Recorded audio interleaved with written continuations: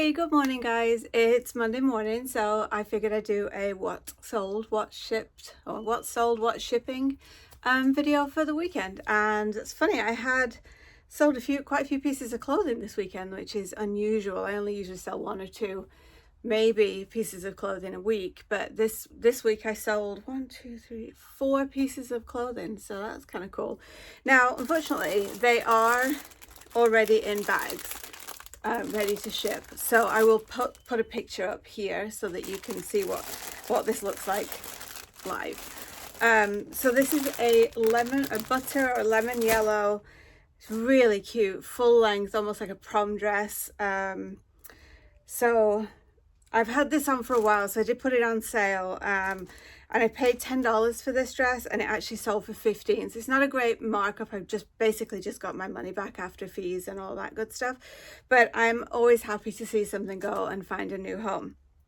The other thing I have is this, and this is even harder to see, but this is a beautiful 1940s black velvet with a gorgeous hem of like that Persian lamb. I've had this for a long time. It's a personal item. So I've had it for 15 years, I think. So basically it's just me selling something that I own, and this sold for $38. I did have it listed for $50 and I took an offer for $49. I'm trying to just clear out some old inventory, so I am kind of just taking reasonable offers. Some of the offers that are coming in are a little below cost, so I can't accept them, but reasonable offers I'm always willing to entertain. And then the last thing in a rattly package is this Ohio State vintage single stitch t-shirt. I bought this last summer at a sale where I got a great bundle of vintage t-shirts, including one super rare Nike shirt that sold for $450. So everything I paid for at the sale where I got this t-shirt was $50. So my Nike t-shirt, I'll post a picture here so you can see what it looks like. It was an awesome t-shirt. Was well covered on that purchase. So then I also sold this really sweet Julia Bomberger ornament. I don't know if it's a Christmas ornament or just, you know, a general ornament, because it's part of a Cirque du Soleil show character. And I picked this up at a estate sale earlier this summer for $3, and this sold for $18. Those sweet little Odagiri salt and pepper shakers that I picked up a couple of weeks ago. See, it says Otagiri on the base of these. Are lovely. These sold, I think I paid $3 for the set, and they sold for $13. I also picked up this cute, is it a Cairn Terrier? I think, on plaid tapestry or needlepoint pillow that I picked up at the beginning of summer. I think I paid $3 for this, and that sold for $20. I also picked up this, it's heavy, brand new in the box, never opened, Craftsman dual motion sander. No idea what that means, but it was a brand new vintage Craftsman tool in the box, so I was like, I'm going to take that. I paid $5 for this, I think, and this just sold for $50 over the weekend. And then actually just hanging up right there, that is a really cool 1950s kind of rockabilly t-shirt. I sold that. That was another one I picked up at the beginning of summer. I paid $5 for that, and that sold for $25. And then these are tiny. I'm going to have, so these little buttons, these are beautiful. So this was at the very old house that I shopped a couple of months ago. So these are really beautiful antique, these are glass buttons, and they're Victorian, from probably around the 1880s, 1890s. So I had 10 of these, and so they're a tiny little packet, but they're stunning. And these sold for $45. And also this lovely Nantucket trinket box. It's a Nantucket woven trinket box. They do make bags as well and all kinds of different things like this, but this is a trinket box or a stash box. You could put jewelry in it, you know, any kind of stuff like that. So that sold for $11. I paid $2 for this one. And then last but not least, is Georgia Bulldog's visor. Super cute little Georgia Bulldog on there. And I paid $2 for this one at a sale this summer for Mum and I were doing some local tag selling, so that was from a tag sale, and I paid $2 for that, and it sold for 10. So in total, everything I just showed you sold for $261. I spent $46 purchasing everything that you see. I did some math just because I thought it would be interesting to talk about the math as well.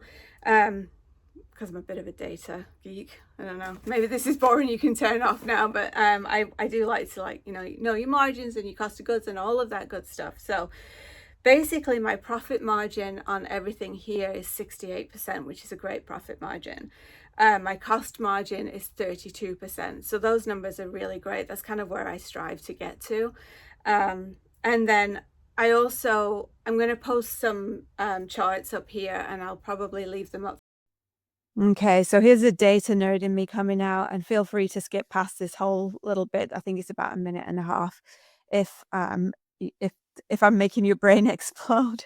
Anyway, so what we're looking at here is my total sales for what we shipped out in this video is $261. My cost of goods and fees, so my cost of goods alone were $46, and then my eBay fees and sales taxes were were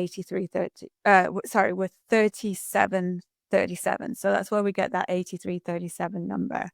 So obviously you have to deduct your cost of goods and your fees from your overall sales margin, and that's where you get your profit of 177.63. What you're not seeing in there is my time to ship and pack, my time to purchase and drive and go to all of these sales is also not in there. But I enjoy that, so I don't kind of include that in this overview.